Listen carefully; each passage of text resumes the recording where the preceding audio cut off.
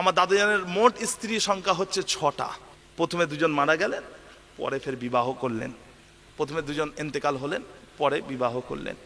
তা আমার দাদির সংখ্যা হচ্ছে টোটাল 6টা। আমি আমার নিজের চোখে আমার 4 দাদিজানকে দেখেছি, কিন্তু একজন দাদিজানের মুখ চেহারা আমার মনে নাই, কিন্তু 3জন দাদিজানের চেহারা আমার মনে আছে। আর এখনো একজন দাদিজান, আমার দাদুজানের একজন স্ত্রী, ছোট হুজুর পীর কেবলার স্ত্রী একজন হায়াতে আছেন। উনি হলেন আলী আসগর সিদ্দিকী, আলী আকবর সিদ্দিকী, হাসান সিদ্দিকী, ওসমান সিদ্দিকী, হুজুরদের আম্মাজান। তা ভাইজান, ঈদের দিনে আমার আব্বাজান ঈদের নামাজ পড়ে গেছেন বড় মায়ের কাছে। নিজের নয়, কিন্তু নিজের থেকে কম নয়, বড় মায়ের কাছে গেছেন। মানে আমার আব্বাজানের যিনি জন্মদাতা মা, তার কাছে প্রথমে যাননি। ঈদের নামাজ পড়ে মানুষ কি করে, নিজের মায়ের কাছে আগে যায়, গিয়ে মায়ের কদমবুসি করে, কথা বুঝলেন না, মাকে সালাম দেয়। আমার আব্বাজান সর্বপ্রথমে গেছেন বড় মায়ের কাছে গেছেন। তা আমার দাদিজান বলছে, তাহের তুই আমার কাছে এসছিস, তোর মায়ের কাছে গেছিলিস? তুই যে আমার কাছে এসছিস, তোর মায়ের সাথে আগে দেখা করেছিস? তা আমার আব্বাজান বলেছিলেন, মা আপনি আমার যতটা মা, উনিও আমার ততটাই মা। বলবেন না সুবহানাল্লাহ? আপনি আমার যতটা মা, উনিও আমার ততটা মা। তা ভাইজান, আমার বাল্যকালে, ছোটবেলায় আমি এটা বুঝতে পারতাম না যে কোনটা আমার কোন দাদিজানের ছেলে, এটা আমি বুঝতে পারতাম না। এটা আমি অনেক পরে জেনেছি। মেহমান আমাকে জিজ্ঞাসা করতো, আমি বলতে পারতাম না। তো এগুলো আমি অনেক পরে, আমার যখন বয়স হয়ে গেছে, তখন আমি এগুলো বুঝতে পেরেছি।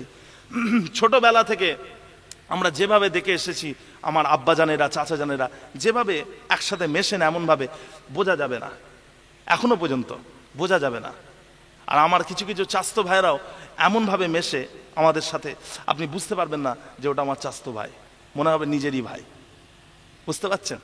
আমাদের ফ্যামিলিতে আল্লাহর শকর এই রকম মহাব্বত আছে, এই রকম ভালোবাসা আছে। এই ভালোবাসাকে আল্লাহ পাক কায়েম রাখেন, বলুন না আল্লাহুম্মা আমিন।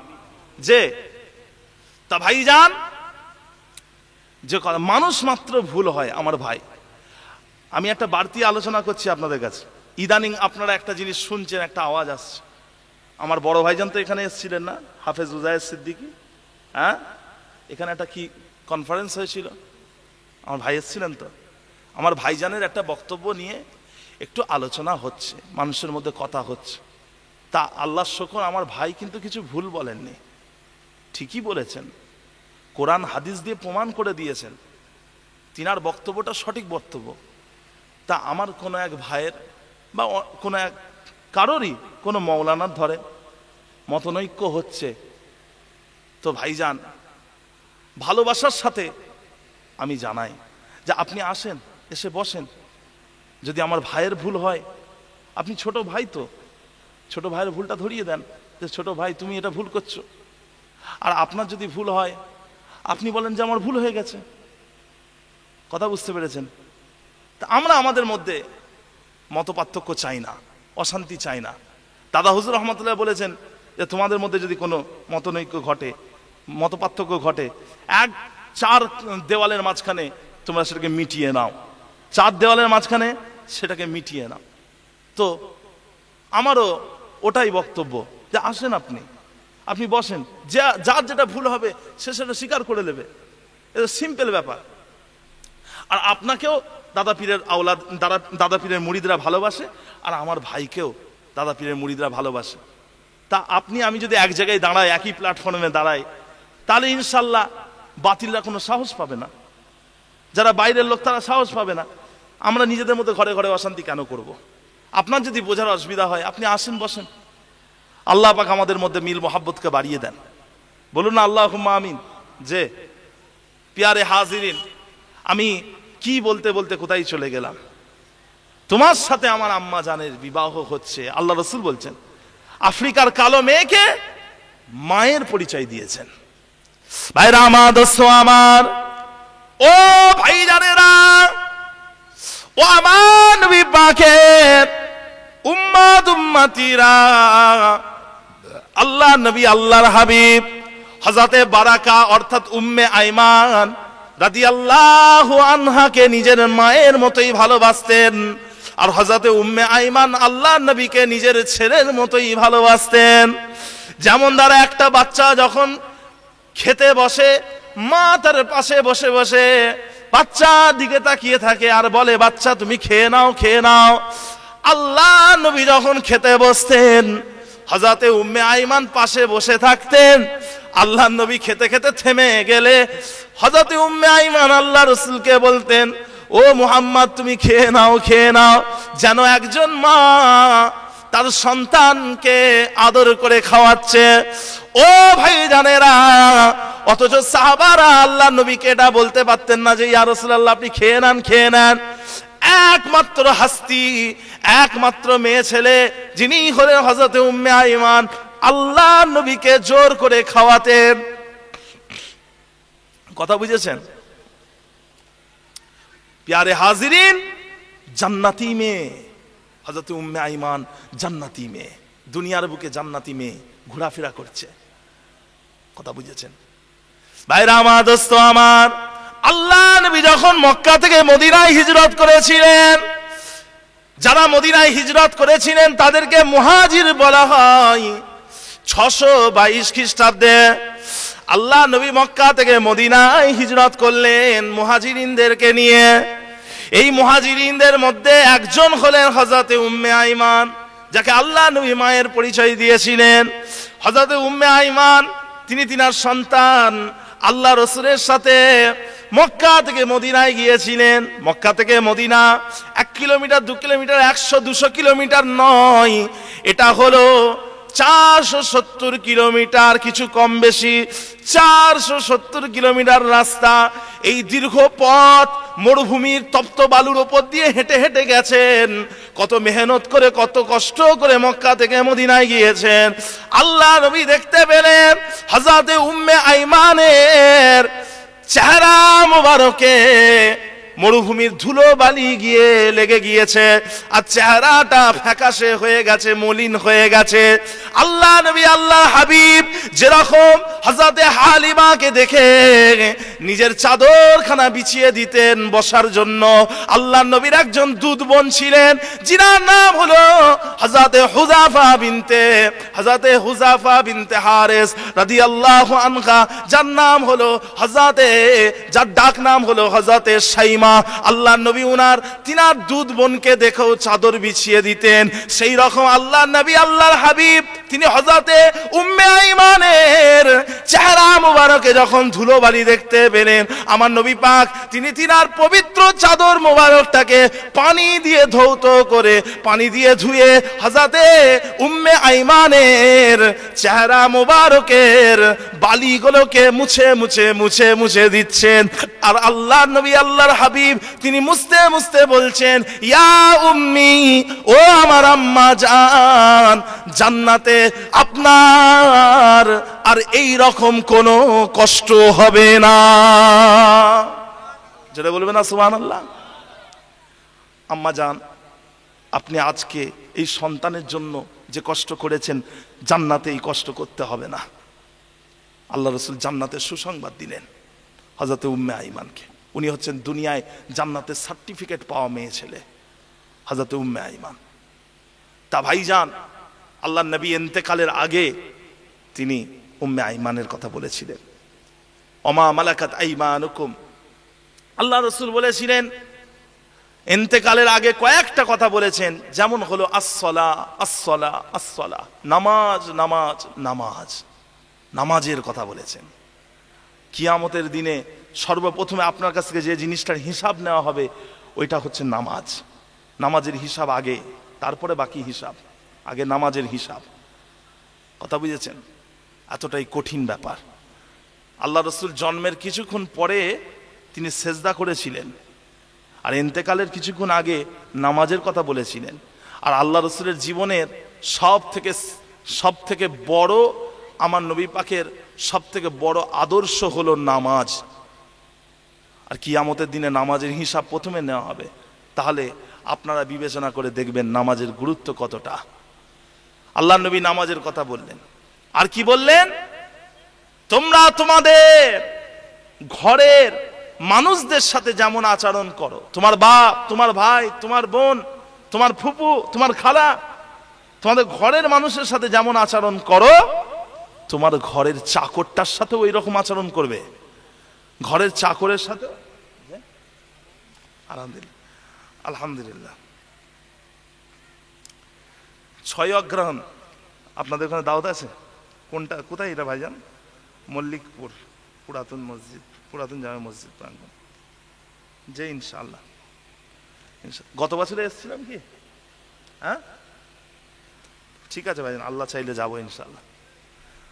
তা ভাইজান, যে কথা আমি বলছি, ইন্তেকালের আগে বললেন বাপ মায়ের সাথে যেমন আচরণ করো, ভাই বোনের সাথে যেমন আচরণ করো, ঘরের চাকরটার সাথে ওই রকমই আচরণ করবে। আর কি বললেন? আর বললেন আমার জন্মের পর থেকে ইন্তেকাল পর্যন্ত একমাত্র মানুষ যিনি আমাকে জন্মের পর থেকে ইন্তেকাল পর্যন্ত দেখেছেন, খেয়াল রেখেছেন, যত্ন নিয়েছেন, উনি হলেন উম্মে আইমান বারাকা বিনতে সালাবা। কথা বললেন, আল্লাহ রসুল বললেন তোমরা উম্মে আইমানের খেয়াল রাখবে। এই কথা বলে আল্লাহ রসুল দুনিয়া থেকে চলে গেছেন। তা আল্লাহর নবী মাকে পাননি, কিন্তু মায়ের মতো একটা মা পেয়েছিলেন। আল্লাহ রসুল মাকে কিভাবে ভালোবাসতে হয় সেটা শিখিয়ে দিয়েছিলেন।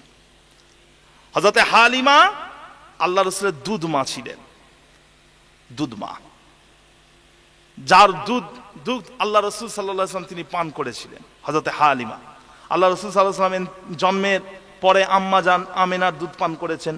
তারপরে আবু লাহাব আল্লাহ রসুলের চাচা, উনার আজাদকৃত দাসী, ওনার ঘরের দাসী, আজাদকৃত দাসী যাকে স্বাধীন করে দিয়েছিল আবু লাহাব। তা ওই আবু লাহাবের দাসীর যার নাম হচ্ছে সুয়াইবার দুধ পান করেছিলেন। আর হযরতে বারাকা, যার ঘটনা এতক্ষণ বলছিলাম, ওনারও আল্লাহ রসুল দুধ পান করেছেন। আর একজনের পান করেছেন হযরতে হালিমা রাদিয়াল্লাহু আনহা, ওনারও দুধ পান করেছেন আল্লাহ রসুল সাল্লাল্লাহু আলাইহি ওয়াসাল্লাম। বনু সাদ গোত্রের মানুষ হযরতে হালিমা রাদিয়াল্লাহু আনহা, তায়েফের পাশাপাশি একটা জায়গা কাছাকাছি, বনু সাদ, ওই গোত্রের মানুষ ছিলেন হযরতে হালিমা। তা হযরতে হালিমা রাদিয়াল্লাহু আনহার একটা মেয়ে ছিল, যার আলোচনা আমি আগেই করেছি, যার নাম হচ্ছে হুজাফা বিনতুল হারিস, যার ডাক নাম হলো সাইমা। তা ভাইজান, হযরতে হালিমা রাদিয়াল্লাহু আনহা ওই সাইমাকে, যিনি একটু বয়সে বড়, একটু বড় বয়স, ওই সাইমাকে বলছেন, ও আমার বেটি সাইমা, আমাদের ঘরের বকরিগুলোকে একটুখানি ঘাস খাওয়াতে নিয়ে যাও, মাঠে ঘাস খাওয়াতে নিয়ে যাও। তখন সাইমা বলছে, আম্মা জান আমি তো যাব না, কারণ এই বকরিগুলো ছুটাছুটি করে, আমি একলা এগুলোকে সামলাতে পারি না। আম্মা জান আমার সাথে কাউকে পাঠান, তবেই আমি যাব। তখন হালিমা বলছেন, ও আমার বেটি, আমারও বয়স হয়েছে, আর তোমার বাপটাও তো বুড়ো হয়ে গেছে, যাও না, বকরিগুলোকে নিয়ে যাও না। তখন সাইমা বলছে, আম্মা জান আমার সাথে আমার ভাই মুহাম্মদকে পাঠালে তবে যাব, মুহাম্মদকে পাঠান তবে যাব। কিন্তু মুহাম্মদ সাল্লাল্লাহু আলাইহি ওয়াসাল্লাম, আল্লাহ রসুল তখন তো ছোট, দুধের শিশু। তা ওই মেয়েটা বলছে যে আমি ছাগল সামলাতে পারবো না, আবার বলছে মুহাম্মদ সাল্লাল্লাহু আলাইহি ওয়াসাল্লামকে পাঠান তবে আমি যাব। মানে ওই বাচ্চাটাকে নিয়ে যাবে, কচিটাকে নিয়ে যাবে, আল্লাহ রসুলকে নিয়ে যাবে। তখন হযরত হালিমা বলছেন, তুমি বললে না, তুমি তো বললে যে তুমি বাচ্চা এই বকরি সামলাতে পারবে না, তা তুমি যদি বকরি সামলাতে না পারো, তাহলে তুমি শিশু মুহাম্মদকে কিভাবে সামলাবে? ও আমার বেটি সাইমা, কি ঘটনা সেটা তুমি একটু খুলে বলো, তুমি কি লুকাচ্ছ সেটা একটু বলো। হযরতে সাইমা রাদিয়াল্লাহু আনহা ওই সময়তে বলেছিলেন, আম্মা জান আপনাকে না জানিয়ে, আপনাকে না বলে আমি আমার ভাই শিশু মুহাম্মদ সাল্লাল্লাহু আলাইহি ওয়াসাল্লামকে কোলে করে নিয়ে আমি একদিন বকরি চড়াতে গিয়েছিলাম। ওই তপ্ত মরুভূমির ওপরে আমি বকরি চড়াতে গেছিলাম। আসমান থেকে তীক্ষ্ণ রোদ এসে আমাদের মাথার উপরে পড়ছে। আমি যখনই আমার মুহাম্মদ সাল্লাল্লাহু আলাইহি ওয়াসাল্লামকে যখন নিয়ে গেছি, আসমানের এক খণ্ড মেঘ এসে আমাকে ছায়া প্রদান করেছে। আম্মা জান, আমি ওই ছায়া থেকে শীতলতা অনুভব করেছি, ঠান্ডা অনুভব করেছি, আর ওই ঠান্ডা আমি কখনোই ভুলতে পারিনি। আম্মা জান, আমার সাথে আমার ভাই মুহাম্মদকে পাঠান। আম্মা জান, আমি আপনাকে না জানিয়ে এখন একদিন আমার ভাইকে নিয়ে বকরি চড়াতে গেছিলাম। এমন সময়ে একজনা রাহেব, যিনি হলেন ইহুদিদের ইমাম, ইহুদিদের পণ্ডিত, যাদেরকে রাহেব বলা হয়, একজনা রাহেব আল্লাহ রসুলকে দেখে তিনি ছুটে ছুটে এসে আমার নবী পাককে কোলে নিয়ে আদর করছে আর জিজ্ঞাসা করছে এর নাম কি। আমি বললাম এর নাম হলো মুহাম্মদ। আম্মা জান, আপনি আমার সাথে মুহাম্মদকে একটু পাঠান। আম্মা জান, একদা একদিন আপনাকে না জানিয়ে আমি ঘরের বকরিগুলোকে মরুভূমির মাঝখান দিয়ে, ওই তপ্ত মরুভূমির মাঝখান দিয়ে আমি ঘাস খাওয়াতে নিয়ে গেছিলাম। আম্মা জান, আমার বকরিগুলো তাড়াতাড়ি ঘাস খেয়ে নিয়ে আমার কোল ঘেঁষে এসে বসেছে। কি অবাক কাণ্ড! ওই বকরিগুলো অন্যদিন আস্তে আস্তে ঘাস খায়, ওই দিন তাড়াতাড়ি ঘাস খেয়ে আমার কোল ঘেঁষে এসে বসে পড়ল। আর আমি আমার ভাই মুহাম্মাদের মুখের দিকে তাকিয়ে হাসছি, আমার মুহাম্মাদের রূপ লাবণ্যকে আমি দেখছি।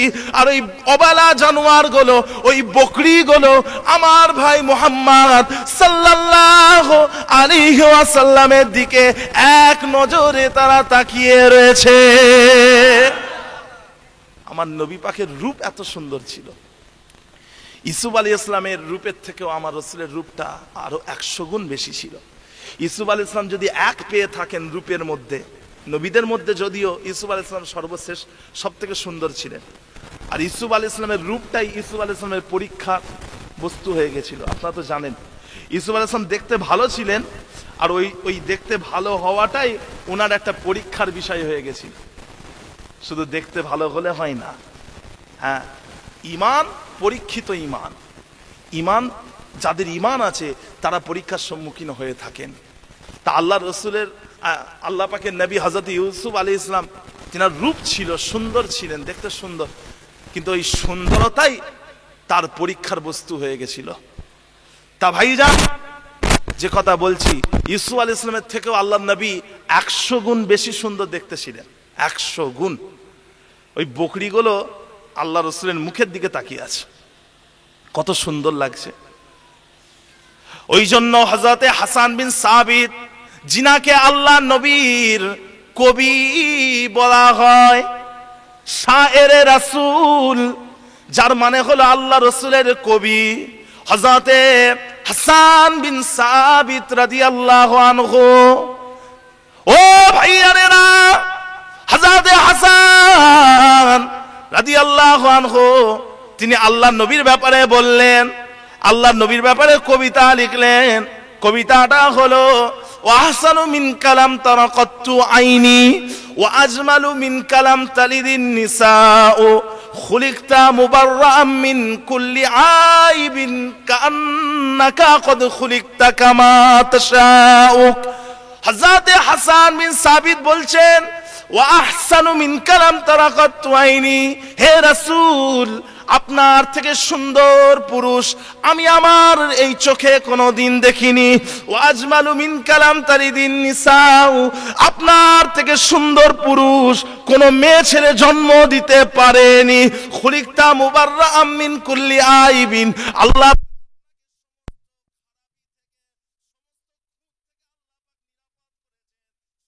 খারাপি থেকে আল্লাহ হেফাজত করেছেন।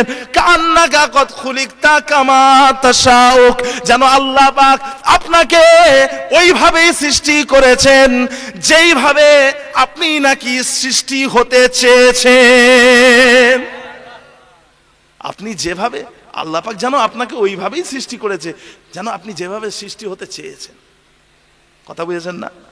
আয়নার সামনে দাঁড়িয়ে আমাদের মনে হয় যে আমার চুলগুলো যদি লম্বা লম্বা হতো, আমি যদি লম্বা হতাম, আমার চামড়াটা যদি সাদা হতো, কথা আমার চোখগুলো যদি ছোট ছোট হতো, নাকটা যদি বড় হতো, ঠোঁটটা যদি বড় হতো, মনের মধ্যে আয়নার সামনে দাঁড়িয়ে বিভিন্ন রকম চিন্তা ভাবনা অনেকের জাগে, আমার যদি এটা হতো। আর হাসান বিন সাবিত তিনি বলছেন, হে রাসূল, আল্লাহ আপনাকে ওইভাবেই সৃষ্টি করেছেন যেন আপনি যেইভাবে সৃষ্টি হতে চেয়েছেন। কথা বুঝেছেন? কত পারফেক্ট, শ্রেষ্ঠ সৃষ্টি আল্লাহ পাকের তামাম সৃষ্টির মধ্যে সব থেকে শ্রেষ্ঠ সৃষ্টি হলেন রাসূলুল্লাহ সাল্লাল্লাহু আলাইহি ওয়াসাল্লাম। কথা বুঝেছেন? প্যারে হাজিরিন, তা সাইমা, হযরতে হালিমার মেয়ে সাইমা আল্লাহ রাসূলের কে হয়? দুধ বোন। দুধ বোন, দুধ বোনকে বিয়ে করা যায়? হ্যাঁ বলেন, দুধ বোনকে বিয়ে করা? দুধ বোন নিজের বোনের মতোই, বিয়ে করা যাবে না, হারাম। যে তা ভাইজান, যে কথা বলছিলাম, সাইমা আল্লাহ নবীকে নিয়ে কোলে নিয়ে এইভাবে আদর করতেন, দোল দিতেন। আমাদের এলাকায় যেমন দ্বারা আমাদের গ্রামে বাচ্চাদেরকে ঘুম পাড়ানোর সময় আমরা বিভিন্ন রকম দোয়া চাই, আল্লাহ পাকের নাম দিয়ে বিভিন্ন রকম গজল গাই। আমরা বলি হাসবি রাব্বি জাল্লাল্লাহ মা ফি কলবি গায়রুল্লাহ নূর মুহাম্মদ সাল্লাল্লাহ হক লা ইলাহা ইল্লাল্লাহ। এইভাবে আমরা আমাদের বাচ্চাগুলোকে ঘুম পড়াই। ও ভাইয়ানেরা, হযরতে হালিমার মেয়ে সাইমা আল্লাহর নবীর দুধ বোন, আল্লাহর নবীকে ওইভাবেই কোলে তুলে আদর করতেন আর দোয়া করতেন আর কবিতা বলতেন। ওই কবিতার মধ্যে একটা অংশ এমন ছিল যে অংশটা হলো আল্লাহুম্মা আল্লাহুম্মা, ও আমাদের আল্লাহ পাক, আপনি মুহাম্মদ সাল্লাল্লাহু আলাইহি ওয়াসাল্লামকে আপনি দীর্ঘজীবী করেন। আল্লাহুম্মা আবকিল্লানা মুহাম্মাদান, ও আমাদের আল্লাহ, আপনি মুহাম্মদ সাল্লাল্লাহু আলাইহি ওয়াসাল্লামকে দীর্ঘজীবী করেন, তাকে স্থায়ী করেন। রব্বানা আবকিল্লানা মুহাম্মাদান, এই দোয়াটা উনি বলতেন, হাদিস শরীফের মধ্যে এসেছে। রব্বানা আবকিল্লানা মুহাম্মাদান, এই দোয়াটা পড়তেন। তা ভাইজান, হুনাইনের যুদ্ধ মুসলমানরা জয়ী হয়েছেন, মুসলমানরা জয়ী হয়েছেন হুনাইনের যুদ্ধ। আল্লাহ রাসূল সাল্লাল্লাহু আলাইহি সাল্লাম মক্কা বিজয়ী করেছিলেন। আল্লাহর নবী তিনি হুনাইনের যুদ্ধের পরে হুনাইনের পথে এগিয়ে যাচ্ছেন, হুনাইনের দিকে এগিয়ে যাচ্ছেন। হুনাইনের যুদ্ধে 12,000 বকরি গনিমতের মাল হিসাবে পাওয়া গেছিল, 12,000। আর 6,000 সেনাদেরকে বন্দী করা হয়েছিল, যারা আল্লাহ রাসূলের বিরুদ্ধে যুদ্ধ করেছিল। 6,000 মানে ওই সেনাবাহিনী, ওদের পরিবারের মানুষদের সব বন্দী করা হয়েছে, সব। হুনাইনের যুদ্ধে তারা তাদের মানে যারা আল্লাহ রাসূলের বিরুদ্ধে যুদ্ধ করেছে, তারা পুরো ফ্যামিলি নিয়ে নেমে গেছে যুদ্ধ করতে, পুরো ফ্যামিলি গোষ্ঠী শুদ্ধ নেমে গেছে আল্লাহ রাসূলের বিরুদ্ধে যুদ্ধ করবে বলে, পুরো ফ্যামিলি নিয়ে বেরিয়ে গেছে। আর হেরে গেছে, সব কটাকে ধরে ঢুকিয়ে দিয়েছে, বন্দি করে ফেলেছে সবাইকে। তা ভাইজান, 6,000 বন্দি, 6,000 বন্দি। তা আল্লাহর নবী হুনাইনের দিকে এগিয়ে যাচ্ছেন। 12,000 বকরি গনিমতের মাল হিসাবে পাওয়া গেছে। তা ভাইজান, এই 12,000 বকরি আল্লাহ রাসূল সাল্লাল্লাহু আলাইহি ওয়াসাল্লাম সাহাবাদের মধ্যে বন্টন করে দিতে চাইলেন, ভাগ করে দিতে চাইলেন। ওই সময়ে একজন সাহাবা বললেন, ইয়া রাসূলুল্লাহ, একটা মেয়ে ছেলে বলছে আপনি নাকি তার ভাই হন। একটা মেয়ে ছেলে বলছে আপনি নাকি ভাই হন। ওই বন্দীদের মধ্যে একজন বলছে, যেহেতু সবার পরিবারের মানুষদেরকেও বন্দী করা হয়েছে, তা একটা মেয়ে ছেলে বলছে আপনি নাকি তার ভাই হন। আল্লাহর নবী খুব চিন্তায় পড়ে গেলেন যে আমার তো কোনো বোন নেই, তাহলে কে বলছে আমি তার ভাই। আল্লাহ রাসূল বললেন তাকে ডেকে নিয়ে এসো। তা ওই মেয়ে ছেলেকে ডেকে নিয়ে আসা হলো। আল্লাহ রাসূল বললেন, এই মেয়ে ছেলে, আপনি নাকি বলেছেন আমি নাকি আপনার ভাই হই। ওই মেয়ে ছেলে বলছে, হ্যাঁ আপনি তো আমার ভাই, আমি হলাম হালিমার মেয়ে সাইমা, আমি হলাম হালিমার মেয়ে সাইমা, হুজাফা বিনতে হারেস, হালিমার মেয়ে সাইমা। ভাইরা আমার, দোস্ত আমার, ও ভাইজানেরা, ও আমার নবী পাকের উম্মত উম্মতিরা, আমি হলাম হালিমার মেয়ে সাইমা। আল্লাহ নবী আল্লাহর হাবিব যখন বুঝতে পারলেন ওটা ওনার দুধ বোন, সঙ্গে সঙ্গে আল্লাহর নবী আল্লাহর হাবিব তিনি তিনার চাদর মোবারকটাকে বিছিয়ে দিলেন বসার জন্য, বললেন ও আমার বোন আপনি এই চাদরের মধ্যে বসেন। সকলে তাকবীর দেন, নারায়ে তাকবীর, নারায়ে তাকবীর। সিলসিলায়ে হক মুজাদ্দিদুজ্জামান, মাসলাকে মুজাদ্দিদুজ্জামান। আলহামদুলিল্লাহ, আপনি ভালো আছেন? জি, আসেন না আপনি সংক্ষেপে করে দিন। জি বলুন না। হ্যাঁ, প্যারে হাজিরিন, হ্যাঁ যে কথা বলছিলাম, আমি হচ্ছি হালিমার মেয়ে সাইমা। আল্লাহ রসুল যখন জানলেন ওটা ওনার দুধ বোন, আমার নবী পাক সাল্লাল্লাহু আলাইহি ওয়াসাল্লাম তিনি চাদরটা বিছিয়ে দিলেন, বললেন ও আমার বোন আপনি এতে বসেন, আপনি এখানে বসেন, আপনি নিচে বসবেন না, উপরে বসেন, এই বিছানায় বসেন। তা ভাইজান আল্লাহ রসুলের চাদরে বসালেন। যে কথা বলছিলাম, আল্লাহ নবী বললেন ও আমার বোন আপনি কি আমার কাছে থাকবেন না আপনি আপনার পরিবারের কাছে চলে যাবেন? তখন উনি বললেন আমি আমার পরিবারের কাছে চলে যাব। তখন আল্লাহ রসুল সাহাবাদের বললেন যে আমার বোনকে খুশি করো, আমার বোনকেও গনিমতের মাল দাও, একে কয়েকটা গোলাম দাও, আমার বোনকে গনিমতের মাল কয়েকটা গোলাম দাও।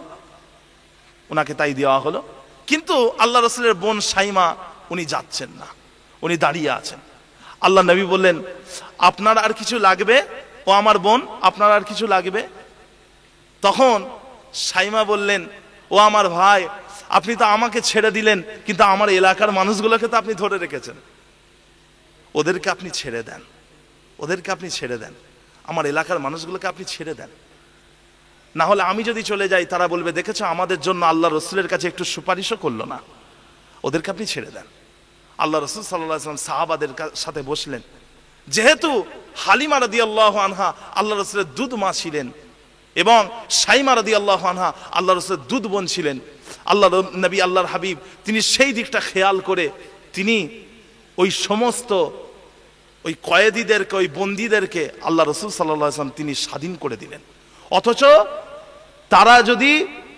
তারা যদি মুক্তিপণ না দিত তাদেরকে ছাড়া হতো না। কিন্তু যেহেতু আল্লাহ রসুলের বোন দুধ বোন সুপারিশ করেছেন, আল্লাহ রসুল সাল্লাল্লাহু আলাইহি ওয়াসাল্লাম তিনি বললেন ইনাদের সকলকে ছেড়ে দাও, সকলকে ছেড়ে দেওয়া হলো। তা আল্লাহর নবী আল্লাহর হাবিব মক্কার সমস্ত কাফেরদেরকেই মাফ করে দিয়েছিলেন। কথা বুঝেছেন? মক্কার মানুষদেরকে আল্লাহ রসুল এমনি মাফ করে দিয়েছিলেন, যারা আল্লাহ রসুলকে 13 বছর অত্যাচার করেছে, জুলুম করেছে।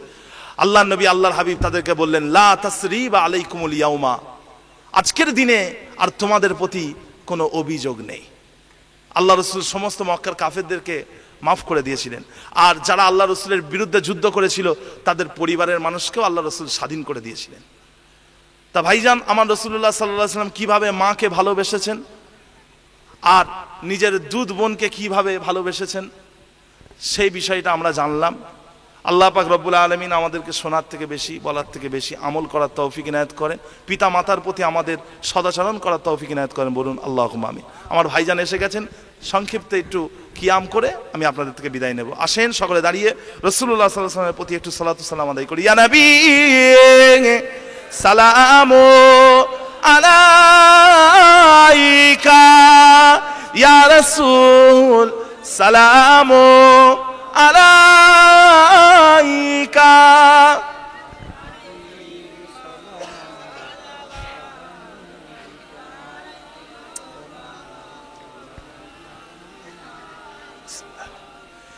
আশরাকাল বাদরু আলাইনা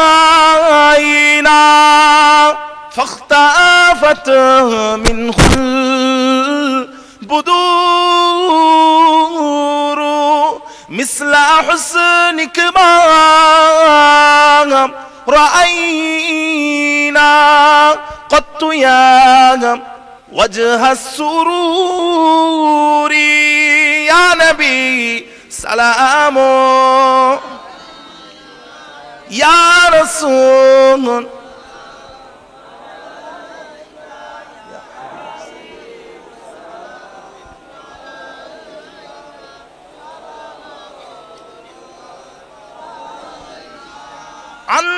শামসুন আনতা বাদরুন আনতা নূরুন ফাওকা নূরি আনতা ইকসিরু ওয়া গালি আনতা মিসবাহু সুদুরি ইয়া নবী সালামু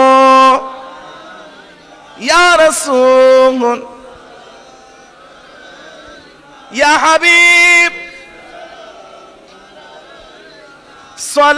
সালাওয়াতুল্লাহ আলাইকা ইয়া রাব্বি সাল্লিম ওয়া সাল্লিম দাইমান আবাদা আলা হাবিবিকা খায়রে খালকি কুল্লিহিম भेजी आरब मेरे दरूद व सलाम पर गुज़ीदा नबी पर अपने मुदाम সকলে আমার জন্য দোয়া করবেন সকলে বসবেন কেউ উঠাউঠি করবেন না আমার ভাইজান এসেছেন মাশাআল্লাহ আপনারা শেষ অবধি থাকবেন ইনশাআল্লাহ কেউ উঠাউঠি করবেন না সকলে আমাকে দোয়া দেবেন আমি আপনাদের সকলের জন্য দোয়া চাই আল্লাহ পাক রব্বুল আলামিন আমাদের সকলকে দুনিয়া ও আখিরাতের কামিয়াবি দেন আজকের জলসার মাহফিলটা আমাদের আখিরাতের নাজাতের একটা ওসিলা করে দেন বলুন না আল্লাহুম্মা আমিন সকলে আমাকে দোয়া দেন আসসালামু আলাইকুম ওয়া রাহমাতুল্লাহি ওয়া বারাকাতুহু দরুদ শরীফ আল্লাহুম্মা